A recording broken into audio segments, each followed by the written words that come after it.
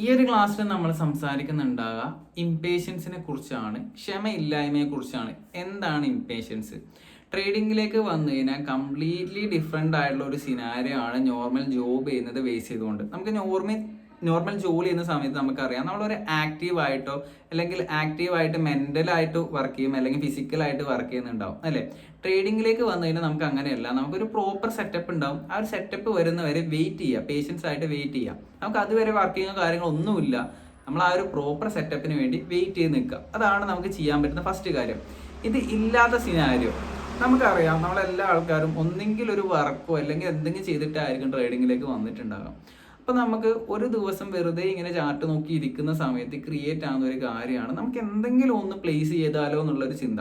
Okay, അതായത് ആ ഒരു ചിന്ത വരുന്നത് നമ്മൾ ഓട്ടോമാറ്റിക്കലി അറിയാതെ ഒരു ഓപ്പർച്യൂണിറ്റി ആണെന്നുള്ള രീതിയിലായിരിക്കും നമ്മൾ ഓരോ പോർഷൻസും എടുക്കുന്നുണ്ടാകുക. അതിനുശേഷം നമ്മൾ ജേർണൽ നോട്ട് ചെയ്യുന്ന സമയത്തായിരിക്കും നമ്മൾ മനസ്സിലാക്കുന്നുണ്ടാകുക നമ്മൾ വളരെ അഗ്രസീവായിട്ട് ഇംപേഷ്യൻ്റ് ആയിട്ടായിരിക്കും ആ ഒരു ട്രേഡ് എടുത്തിട്ടുണ്ട്. നമ്മൾ ആ സമയത്തായിരിക്കും മനസ്സിലാക്കുന്നുണ്ടാകുക. നമ്മൾ പാസ്റ്റ് ആയിട്ട് വന്നിട്ടുള്ള ആ ഒരു ലൈഫ് സ്റ്റൈൽ, ഇപ്പം ജോബ് എന്നാണെന്നുണ്ടെങ്കിലും വേറെ എന്തെങ്കിലും കാര്യം ചെയ്തിട്ടുണ്ടെങ്കിൽ നമുക്ക് അവിടെ ആക്റ്റീവായിട്ടായിരുന്നു ചെയ്തിട്ടുണ്ടായിരുന്നത്. ഇവിടെ വന്ന സമയത്ത് നമ്മൾ ഒന്നും ചെയ്യാതെ പേഷ്യൻ്റ്ലി വെറുതെ ഇരിക്കുകയാണ് ചെയ്യുന്നത്. ഓക്കെ, നമുക്ക് ആ ഒരു മൊമെന്റിന് വേണ്ടിയിട്ട്, ആ ഒരു പൊസിഷൻ എടുക്കുന്ന ആ ഒരു മൊമെന്റിന് വേണ്ടി നമ്മൾ വെയിറ്റ് ചെയ്താണ് ചെയ്യുന്നുണ്ടാകുക.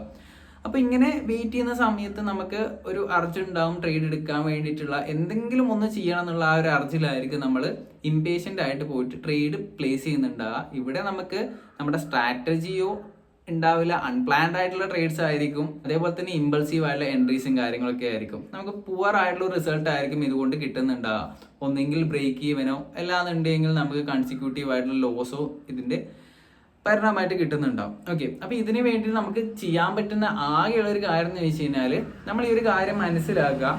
ട്രേഡിങ്ങിലേക്ക് വന്നു കഴിഞ്ഞാൽ ഇപ്പോൾ ഫുൾ ടൈം ആയിട്ട് ഇരിക്കുന്ന ആളാണെന്നുണ്ടെങ്കിൽ, അങ്ങനെ പറഞ്ഞിരിക്കുന്ന ഒരാളാണെന്നുണ്ടെങ്കിൽ നമ്മൾ വേറൊരു കാര്യം കൂടി ഒന്നെങ്കിൽ പഠിക്കാനോ അല്ലാന്നുണ്ടെങ്കിൽ വേറൊരു കാര്യം കൂടി സൈഡായിട്ട് ചെയ്യാം. ഓക്കെ, ആ ഒരു ദിവസത്തിൽ.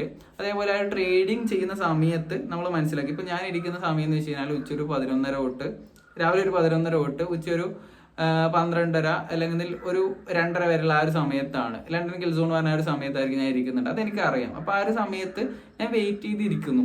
എന്തിനു വേണ്ടിയിട്ട് വെയിറ്റ് ചെയ്തിരിക്കണേ? എനിക്കറിയാം അവിടെ പേഷ്യൻസോട് കൂടി വെയിറ്റ് ചെയ്യണം എൻ്റെ ഓപ്പർച്യൂണിറ്റി വരുന്നവരെ. ഓക്കെ, അതിൻ്റെ ഇടയ്ക്ക് ഞാൻ പോയിട്ട് എനിക്ക് ട്രേഡ് പ്ലേസ് ചെയ്ത് ഞാൻ മനസ്സിലാക്കി വെക്കുക. ഓക്കെ, എൻ്റെ ഓപ്പർച്യൂണിറ്റി കിട്ടിയാൽ മാത്രമേ ഞാൻ ട്രേഡ് എടുക്കാവുള്ളൂ. എന്താണ് ഓപ്പർച്യൂണിറ്റി? എന്താണ് സ്ട്രാറ്റജി? ഒരു ടൈപ്പ് ഓഫ് എൻട്രി മോഡൽ. നമുക്ക് ഇന്ന ക്രൈറ്റീരിയാസ് വന്നു കഴിഞ്ഞാൽ എൻട്രി ചെയ്യാൻ പറ്റുന്നുള്ള ഒരു ക്രൈറ്റീരിയ നമ്മൾ ഓൾറെഡി നോട്ട് ഓൺ ചെയ്ത് വെക്കണം, നമ്മൾ മനസ്സിലാക്കിയിരിക്കണം, നമ്മൾ ബാക്ക് ടെസ്റ്റ് ചെയ്ത് ഫോർവേഡ് ടെസ്റ്റ് ക്രിയേറ്റ് ചെയ്ത് വെച്ചിരിക്കണം. ഇതിനാണ് നമ്മളൊരു സ്ട്രാറ്റജി പറയുന്നുണ്ട്. അതേപോലെ ഇതിന് കറക്റ്റ് ആയിട്ടുള്ളൊരു പ്രോബിലിറ്റി ഉണ്ടാവണം, റിസ്ക് റിവാർഡ് ഉണ്ടാവണം, അതേപോലെ തന്നെ വിന്നിംഗ് റേറ്റും കാര്യങ്ങളൊക്കെ വേണം. ഓക്കെ, അപ്പോൾ ഇത് നമുക്ക് മനസ്സിലാക്കി കയ്യിലുണ്ടെങ്കിൽ മാത്രമേ നമുക്ക് ഈ ഒരു കാര്യം ഇംപ്ലിമെന്റ് ചെയ്യാൻ പറ്റുള്ളൂ. എന്ത്? ഈ ഒരു ഇംപേഷ്യൻ്റ് ആയിട്ട് ട്രേഡ് ചെയ്യുന്ന കാര്യം അവോയ്ഡ് ചെയ്യാൻ പറ്റുള്ളൂ. അല്ലാത്ത പക്ഷം നമ്മൾ കാണുന്ന എല്ലാ സംഭവത്തിലും പോലും ട്രേഡ് എടുക്കാനുള്ള പോസിബിലിറ്റി ഉണ്ട്. ഇതിന് സൊല്യൂഷനായിട്ട്, ഇംപേഷ്യൻസിന്റെ സൊല്യൂഷനായിട്ട് പറയുന്നതാണ് പ്രോപ്പർ ആയിട്ടുള്ളൊരു സെറ്റപ്പ് ഉണ്ട്. നമ്മൾ നേരത്തെ പറഞ്ഞ എല്ലാ വീഡിയോസിലും നിങ്ങൾക്ക് മനസ്സിലാവും, പ്രോപ്പർ ആയിട്ടുള്ളൊരു സെറ്റപ്പ് വേണം. ആ ഒരു സെറ്റപ്പ് ഇല്ലാതെ നമുക്ക് ട്രേഡ് ചെയ്യാൻ ബുദ്ധിമുട്ടാണ്, മുന്നോട്ട് പോവില്ല. കാരണം എന്ന് വെച്ച് കഴിഞ്ഞാൽ ഒരു സ്റ്റേജ് എത്തുന്ന സമയത്ത് നമുക്ക് ഒരു ബിഗിനർ ലക്കിന്റെ സംഭവം നേരെ ഓപ്പോസിറ്റ് ആയിട്ട് വരാനുള്ള പോസിബിലിറ്റി ഉണ്ട്.